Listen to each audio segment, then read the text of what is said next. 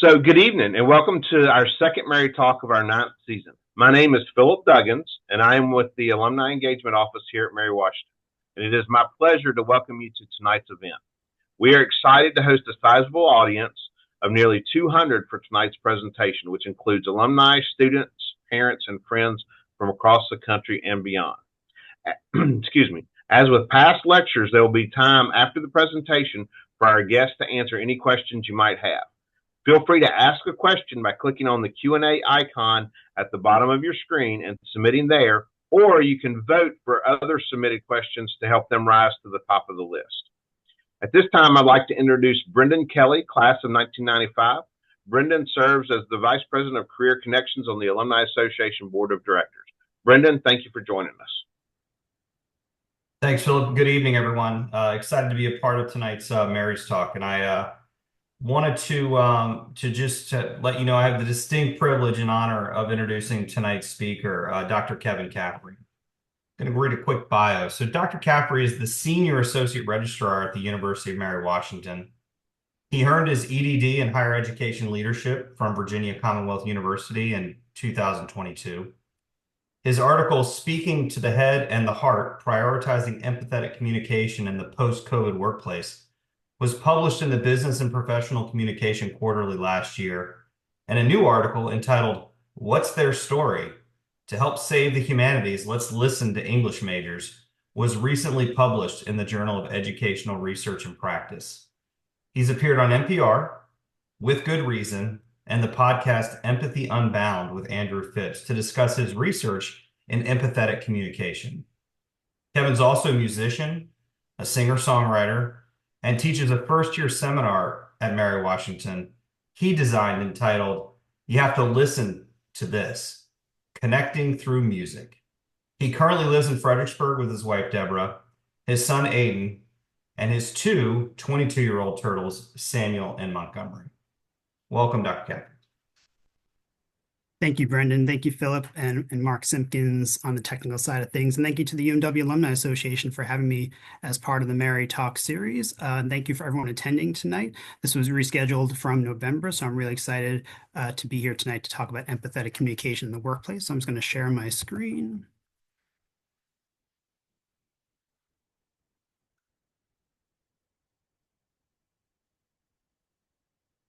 Great. And I take it you can all see that. Looks good. All right. Excellent. So like Brendan said, I earned my doctorate in higher education leadership in 2022 from VCU. And about 100 years before that, I earned my master's degree in English and my bachelor's in psychology and English from Long Island University on Long Island, where I was raised. And I have about 25 years of experience in higher education. I got my first position in higher ed working as a Dean's Letter Coordinator for St. George's University School of Medicine in their administrative offices on Long Island. In that capacity, I worked with fourth-year medical students, helping them enter the residency so that they could position as doctors when they graduated. After that, I worked for several years as a director of advisement and student records at a busy business school in Lower Manhattan, Berkeley College. Then I found myself back on Long Island working as the assistant registrar for athletics at Stony Brook University, a large research institution. And in that role, I was working in the registrar's office, but I also worked really closely with the Department of Athletics to ensure that our Division I student athletes were in compliance to participate in their chosen sport. And then for the last 15 years, I've been working as a senior associate registrar here at UMW in Fredericksburg. So I have lots of diverse experiences working in different types of organizations with individuals from all walks of life. And I think that's probably what's piqued my interest in examining how to effectively communicate with one another in the workplace. As Brendan also said, I'm a musician and a songwriter, and I love music, but I never really took that part of my personal life and integrated it into my professional life until about 2 years ago when I developed this course for incoming freshman students. We have a freshman seminar series here at UMW where there's a variety of topics for freshman students to choose in their first semester here at UMW. And this one examines why we gravitate towards the music that we do and how understanding our unique listener profiles can actually help us in our daily lives and why we often feel the need to share the music we love with others. and how sharing the music we love with others can actually help us cultivate and strengthen social and interpersonal relationships. So while empathy wasn't my main focus when creating this course, I've come to realize now that I've taught it for a couple of years that empathy is actually at the very heart of this course. So we'll get to that a little bit later because I think it ties into the overall theme of tonight. So tonight, I'm going to talk a little bit about workplace communication, help define empathy, look at the importance of psychological safety in the workplace, look towards crisis leadership and what we can learn from that when it comes to empathy. Then I'll provide some insights and very practical recommendations for you to take back to your office or to share with others. And then we should have time for questions and discussions. But first, what is workplace communication? Well, it's basically how we interact and communicate with everyone we interact with in the workplace. So whether that's our supervisors, if we're supervisors, if it's our direct reports, people in our office, people outside of our office, clients, customers, visitors, whoever it may be. And workplace communication can be those conversations in the hallway with colleagues. For a lot of us, it's primarily email and text messaging. Last 5 or 6 years, we're all very familiar with communicating via Zoom and Teams. There's always picking up the phone and calling someone. That's still an effective way to communicate in the workplace.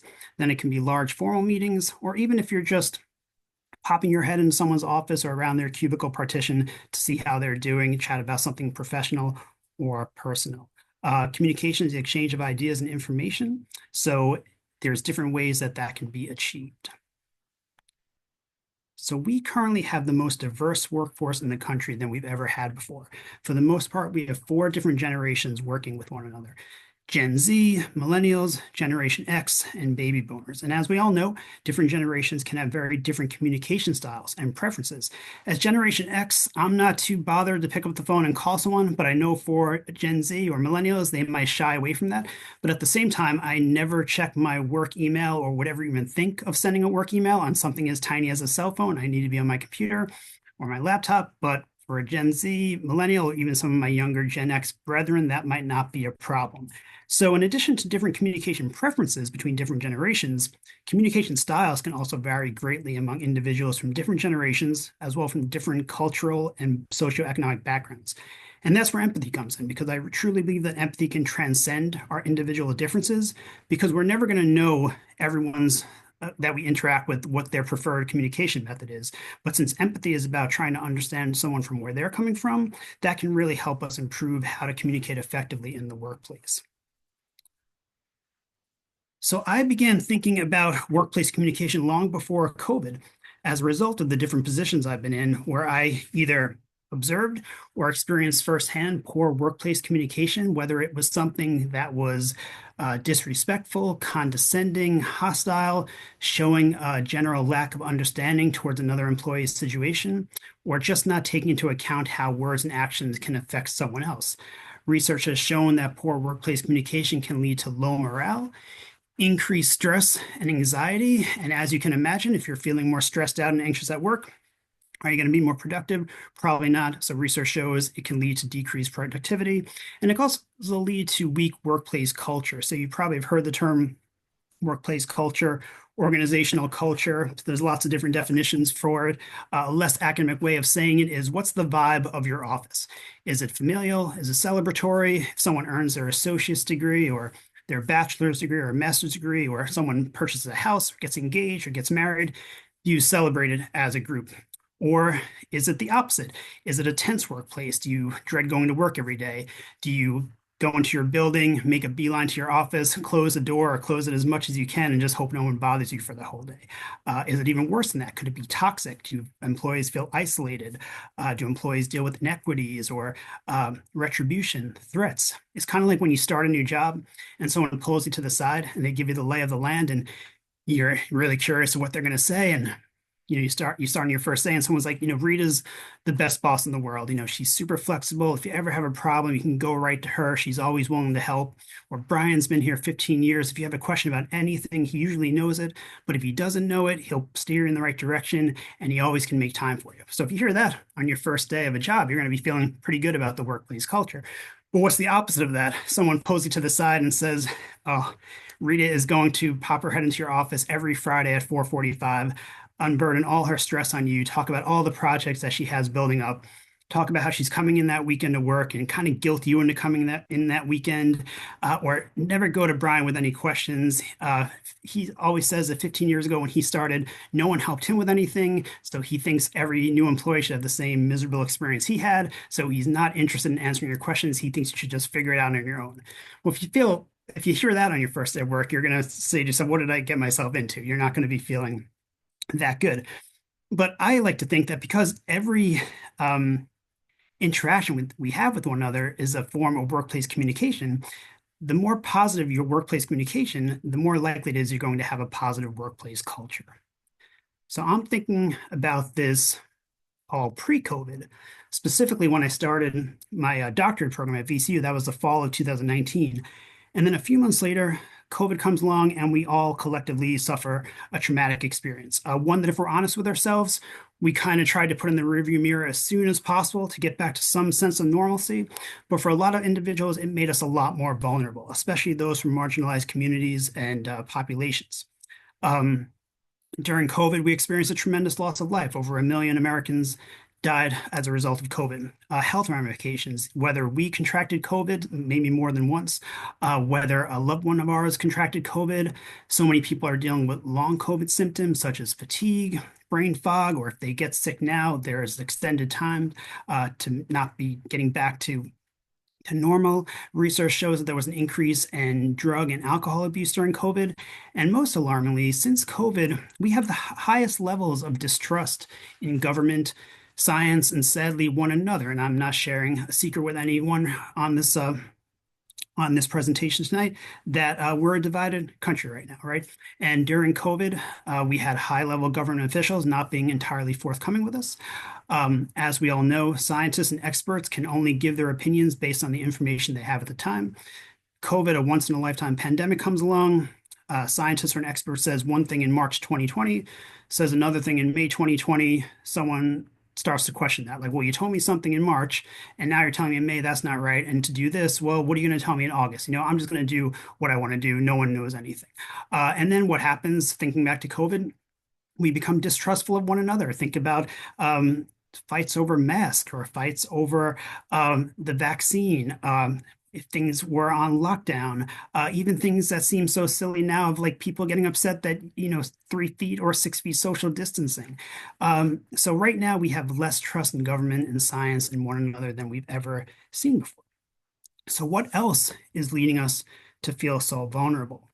Well, along with COVID, we are simultaneously experiencing some of the greatest social justice and civil rights issues we've seen in decades. I just have some of those on the screen. So whether that's the Dobbs decision by the Supreme Court that effectively overturned Roe versus Wade, whether it's the Black Lives Matter movement that grew out of the abuse and murder of unarmed Black individuals at the hands of law enforcement, whether it's catastrophic events brought about by climate change. Like when I was going to first give this presentation in November, it was on the heels of Hurricane Helene. And specifically, I was thinking about how Asheville, North Carolina experienced such damage and no one really anticipated that. And now what's the latest catastrophic climate-related event? The Palisades fire in LA.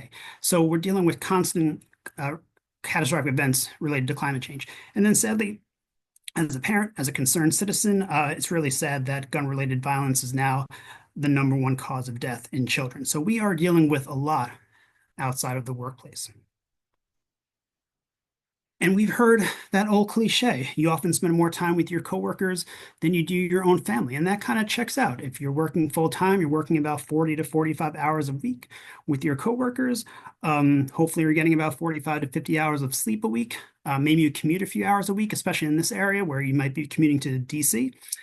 So there's only 168 hours in the week. So it's kind of close as to how much time you spend in the office with your coworkers and how much time you spend with your family. So it's really important that we're supportive of one another.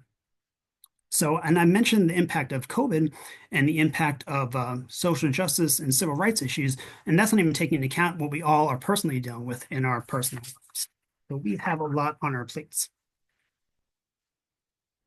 So post-COVID and amidst other traumatic experiences, we have to take a more empathetic approach to communication, where we're being mindful of how we're communicating with one another in the workplace and consider what another person is going through in hopes of better understanding one another and building stronger connections in the workplace that should hopefully lead to a more positive workplace culture. So what is empathy? It can be hard to define. Its cousin sympathy usually gets more attention. The American Psychological Association defines it as understanding a person from their frame of reference rather than one's own, or vicariously experiencing that person's feelings, perceptions, and thoughts. So kind of that concept of putting yourself in someone else's shoes. Guthridge and Giamar did a really great study where they looked at a lot of different definitions of empathy and came up with their definition of the ability to experience affective and cognitive states of another person's emotions and thoughts while maintaining a distinct self in order to understand one another. And I really like the quote from Dr. Brene Brown, where she states empathy fuels connection, sympathy drives disconnection. Now, sympathy can be a totally fine characteristic. If someone you know has a loved one that passes away and you send them a sympathy card and you express your condolences, that's a totally fine thing to do, right? But the thing with sympathy is sometimes it comes with a veneer of pity or judgment where you're acknowledging what someone is going through, but you might be minimizing someone's thoughts or belief. A lot of times if someone comes to us with a problem, we're all guilty of this.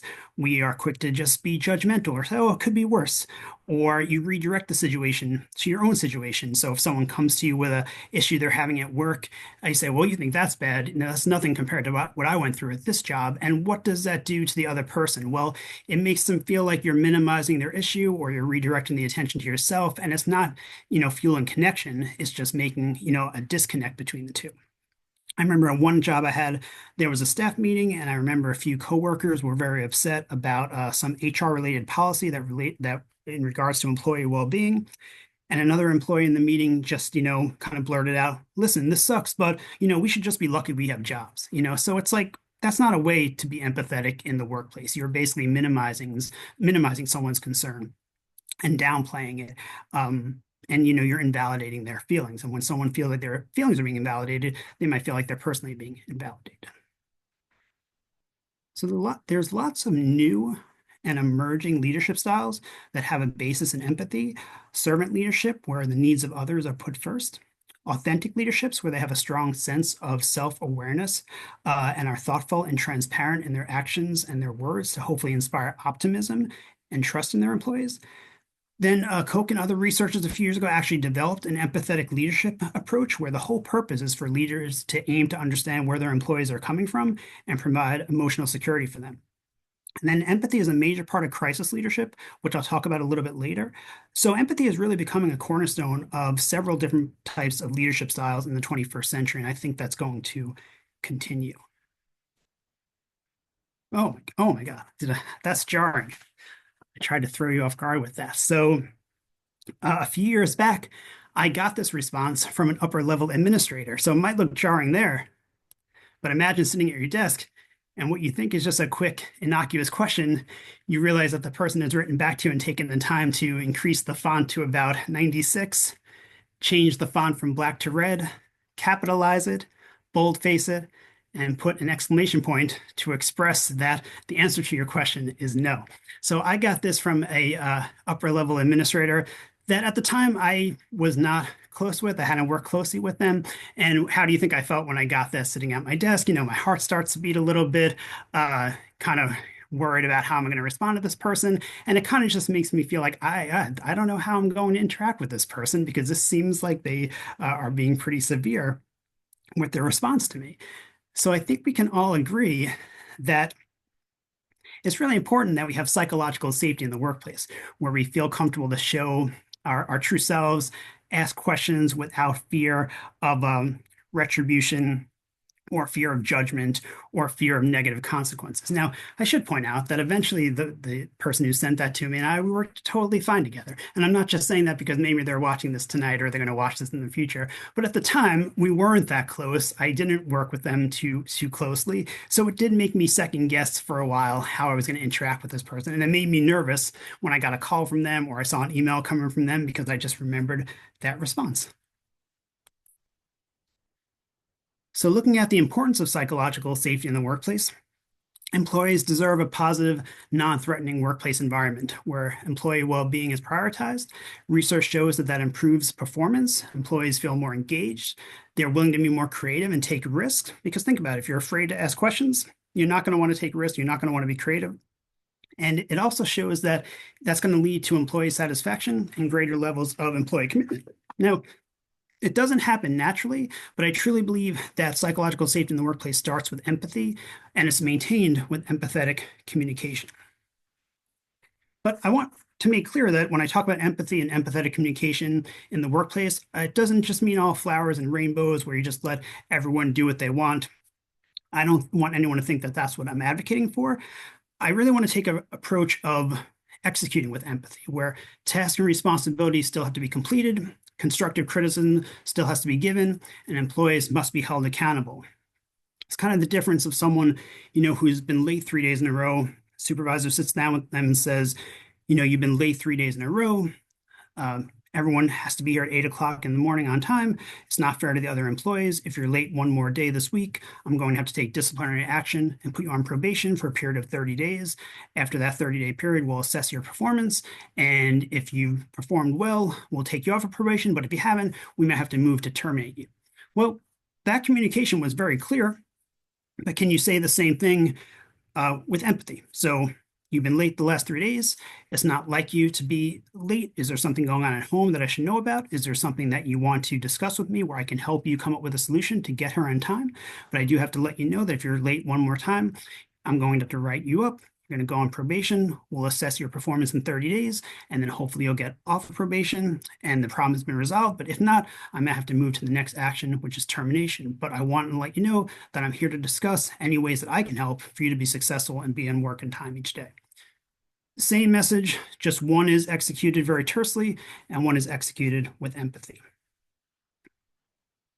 So let me all cheer you up right now with talk about constant crises. So this is what it feels like sometimes, right? So I conducted my research for my article on empathetic communication post-COVID in 2021, 2022, where things were getting better, but it was still devastating for so many individuals, especially those from marginalized communities that were hit the hardest. But COVID is not going to be the last crisis we see. It's not the last crisis we have seen.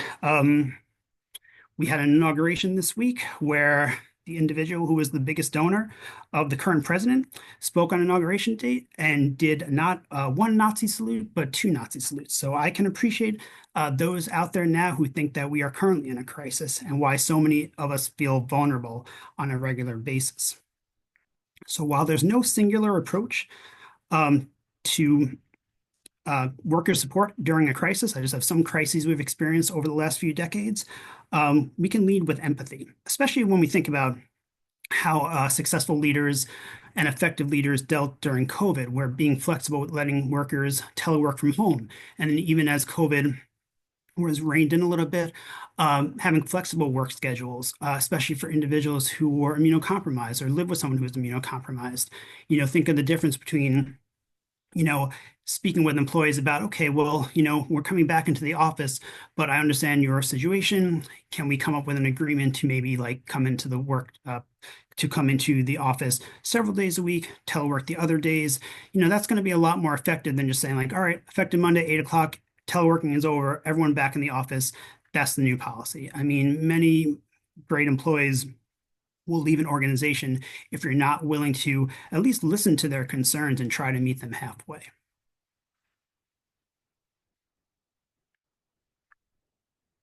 All right, so now for what you all came here for, what should workplace communication look like moving forward in light of everything I've discussed tonight? Well, right off the bat, empathetic communication is not just about how supervisors and upper level administrators communicate to their employees, but it's about how all of us treat our coworkers and our colleagues.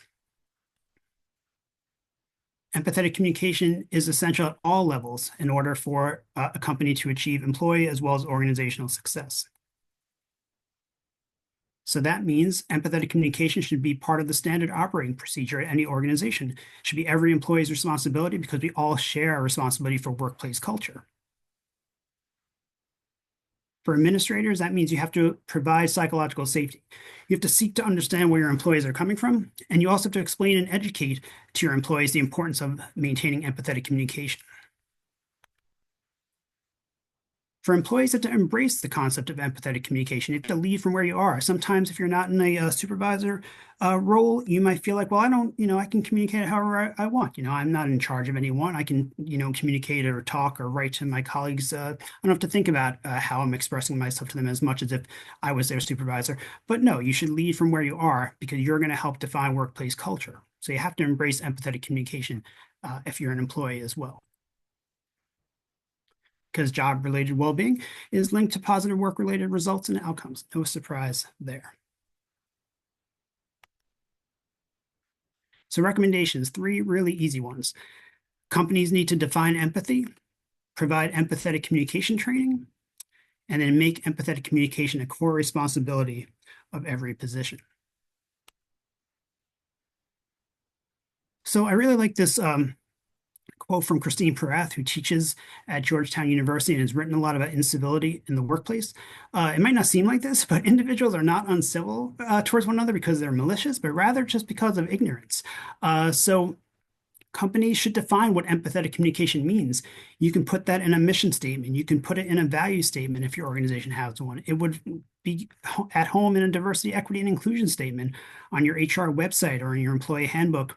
But make empathetic communication a professional standard in order to support workplace culture, because empathy and kindness is going to build trust in any relationship in your life. But you can't just put something in an employee handbook, which most employers are just going to look through their first week at a job and never return to ever again. To successfully implement organizational change, top leaders have to be involved. So leadership must communicate the importance of empathetic communication. Do that with actionable initiatives such as providing empathetic communication training, whether it's in-house from someone in HR once a year or someone outside of the organization. Actionable initiatives such as that versus just words on a page about the policy, and then provide that training for all. And then finally, maybe most importantly, is make empathetic communication a core requirement for every employee, because that will lead itself to the opportunity for assessment. And that's a necessary part anytime you're going to try to implement organizational change. So at UMW, we have employee work profiles. Basically, it's just a position description. Make empathetic communication a core requirement for every employee. This way it establishes expectations, and it also allows for assessment and accountability, because this way, most organizations have a yearly performance review. It will allow employees the opportunity to recognize empathetic communication as a core requirement of the position, but it also reminds supervisors to set expectations, have conversations on communication, and assess results. I think this is the most important part of the recommendations, because I'm sure many of you out there have always interacted with one or maybe more people at a job you've been at, maybe even someone in your family, where they just consistently communicate in either a disrespectful or rude or terse manner. And what does everyone do? They kind of like, well, that's just the way David is. That's how it is. We just have to deal with it. But that's no excuse. I always had a dream where like every year we should give employees a communication test. And if they fail the test, they can no longer work there and make everyone's life miserable. But that's a little harsh. So a better concept might be, can you put it in an employee's work profile that empathetic communication is a requirement of your job, so that every year you can have that conversation with your supervisor about how you're performing. Or if you're someone who is a good communicator at work, but maybe you're dealing with someone from another department or within your department that isn't a good communicator or doesn't communicate with empathy or is rude or is disrespectful, you have that opportunity within that performance review to say, this is on everyone's work profile, but so-and-so in this office, never communicates to me with empathy. It's always an unpleasant experience. What can we do about that? So we got to ingrain that in position descriptions. I named my article after this great Nelson Mandela quote, speaking to the head and to the heart. And he was speaking specifically about language, where if someone understands English, but it's not their native language, if you give them a message in English, they'll understand it, goes to their head. But if you speak to them in their own language, that's going to have a greater impact and go to their heart. So like I said at the beginning of this presentation, we're never going to know everyone's preferred communication styles, but empathy transcends that, because empathy is about seeking to understand someone, putting yourself in someone else's shoes. We all understand that. My favorite quote of all time, and if you've ever received an email from me, this is in my signature line: people will forget what you said, people will forget what you did, but people will never forget how you made them feel. I like to say that I don't want to be in the business of making someone feel bad about themselves. I want to be in the business of making someone feel good about themselves. And when I was 25, if someone, treated me rudely at work or sent me a nasty email, probably for 5 years after that, I could have recited verbatim what they said to me, uh, and what it was about. But now that I'm almost 50 years old, 20, 25 years later, I don't remember what they said. I don't remember what they did, but I remember how they made me feel. And I think we can all improve our empathy skills by this great acronym that I actually learned here at a training at UMW about 10 years ago, is this acronym of THINK. And anytime before you speak or before you write something, think to yourself, is what I'm about to say or write, is it true? Is it helpful? Is it inspiring? Is it necessary? Is it kind? Because we can improve our empathy skills. And I'm talking about empathy a lot tonight, but I know all my responses in a given day are not always empathetic. So I always try to remind myself to think about this before I say or do something. I'm not 100% successful, but I'm working at it. So as an aside, like I said from the outset, I'm a musician and I'm a songwriter, and music is such an important part of my life. And I think I can speak for most songwriters that it tends to be a sensitive and reflective endeavor. Songwriters are communicators. We're trying to connect with others in a way that hopefully leads to understanding. Do you understand me from what I've written? Do I understand you? From what I've written, is it an accurate reflection of how you feel? Do I understand you? But whether you're a songwriter or a musician or you just love music, music is a world orbiting around empathy because it's about understanding. So a few years ago, I was inspired to come up with this course over the concept of why, when we discover a new song or artist we love, we often feel compelled to share that music with others. It's a form of connection and yearning for understanding, just like empathy. So throughout this course, we look at the reasons why we gravitate towards the music that we do. And we discover along the way that we all have unique and different listener profiles that determine what type of music we like. So even if we share similar musical tastes as someone else, our listener profile is truly unique. It's a result of biology, environment, experiences. It's unique, just like we all are. So if we understand that, and we can share the reasons why we like the music we do, and if we're open to listen to other people explain why they like the music they do, hopefully we can come away with a better understanding of one another. Building relationships through understanding, building relationships through empathy. Let's seek to understand one another over our shared love of music, and then hopefully we can understand other aspects of our personality as well. So to examine this concept and teach it to first-year students in their first semester in college, I'm seeing that empathy and understanding are some of the major takeaways when our class is done, and then they hopefully go out and proceed through their collegiate careers, hopefully interacting with people from different backgrounds and different viewpoints. So I really hope that through my course, I'm helping new college students in some form or fashion become more empathetic. So I say that just to say that when it comes to empathy, try to just lead from where you are. I'm in this course and I'm really passionate about leading with empathy. And I encourage you to think about parts in your life, whether it's in the workplace or even if you're just, the president of a PTO, or if you're a baseball coach of your child's baseball team, or just as a spouse or a parent, think of how you can communicate empathetically to build trust and hopefully inspire others to be empathetic. Lead from where you are, lead with empathy, execute with empathy. So in summary, empathetic communication helps foster an environment of psychological safety in the workplace. Empathy and psychological safety contribute to a positive workplace culture. Post-COVID, empathetic communication is needed more than ever in the workplace. We are dealing with a lot outside of it. Let's try to make it pleasant for everybody while we're at work. Empathy, psychological safety, and positive workplace culture does not occur naturally. So organizations must take the necessary steps to implement empathetic communication in the workplace. These are some of the references that I've highlighted in my presentation tonight.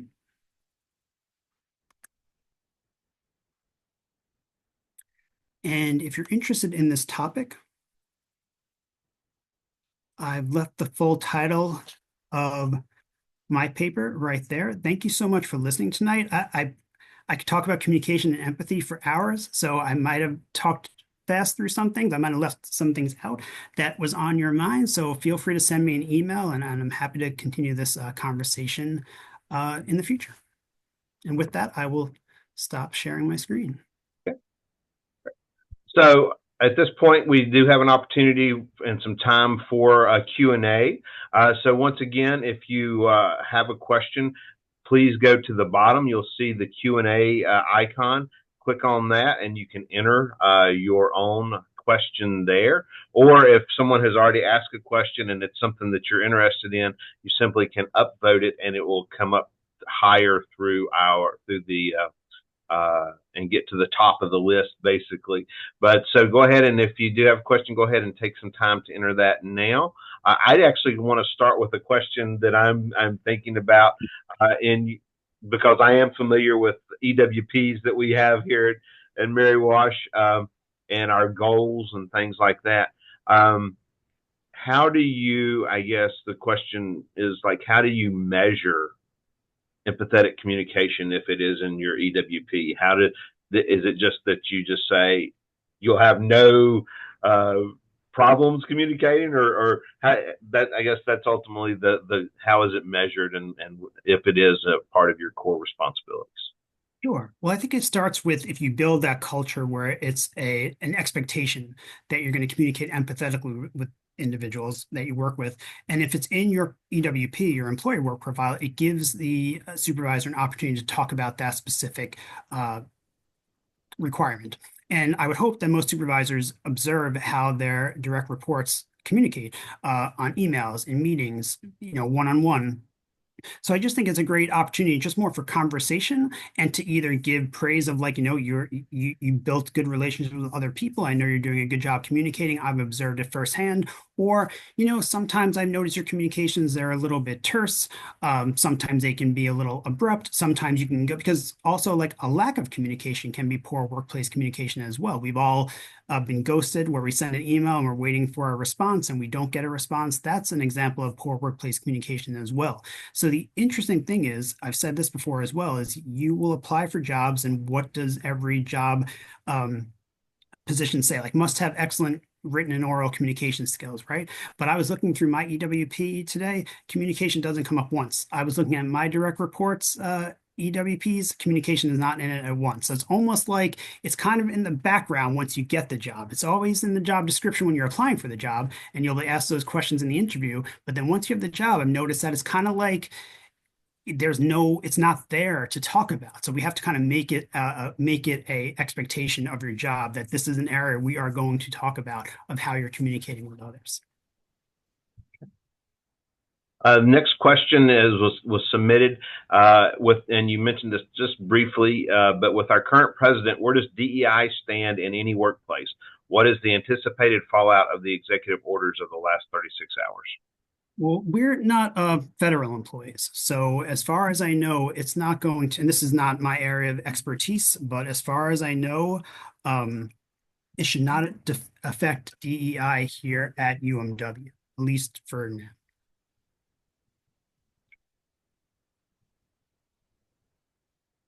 Other questions?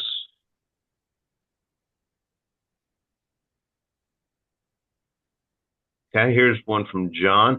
Understanding empathetic communications myself, what should we do if that empathy is not there when our supervisor does not practice it when talking to us?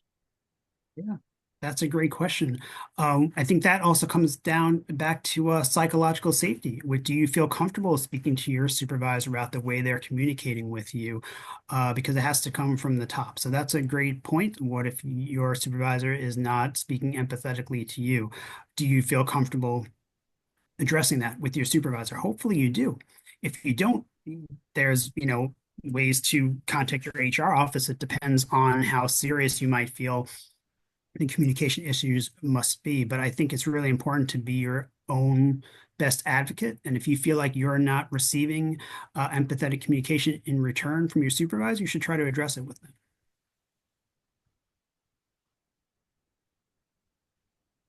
Other questions?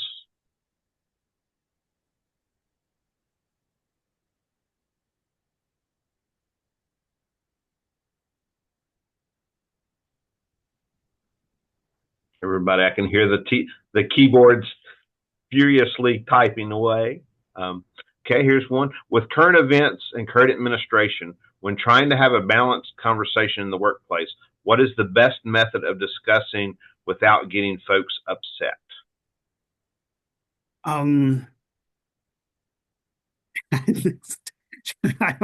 What I want to say is it's probably good to avoid talking politics or things. Is that what the question? I'm taking it as a question, meaning like if you're bringing up a subject, whether it's a political subject or a social issue, how to do that effectively in the workplace. I mean, there might have been a time where we could have had more civil conversations in the workplace about certain issues. I'm not sure if we're there right now.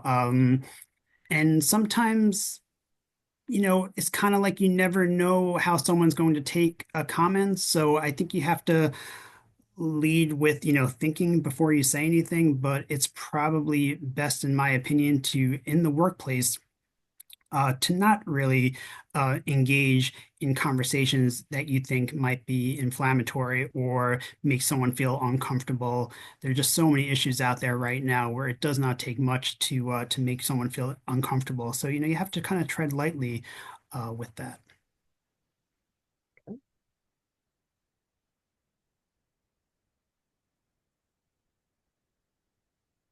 Other questions?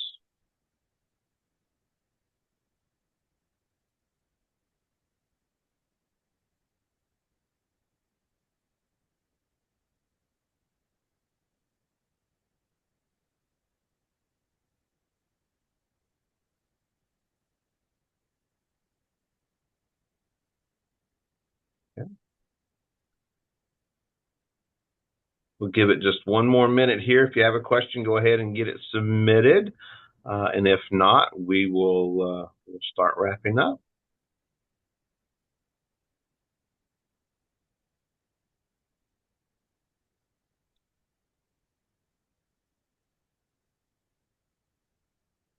Okay, here's a question from Jay. Hey, Jay, how you doing?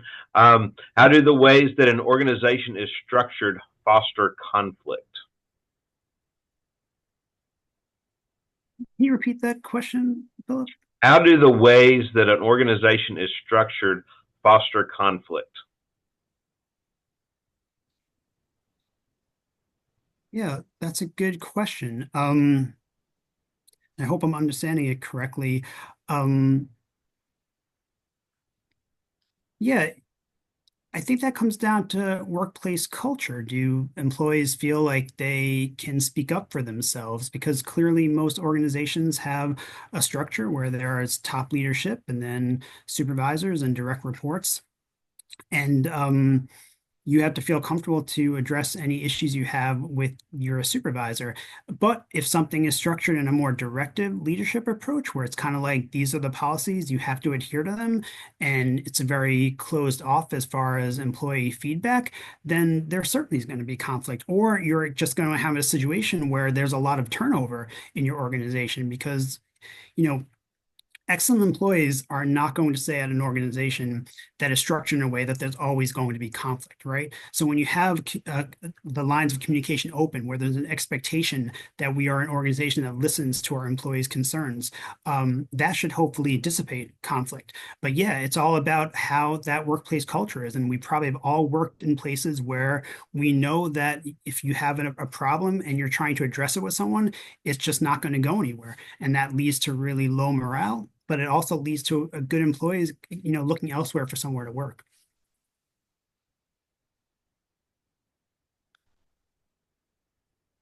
Other questions?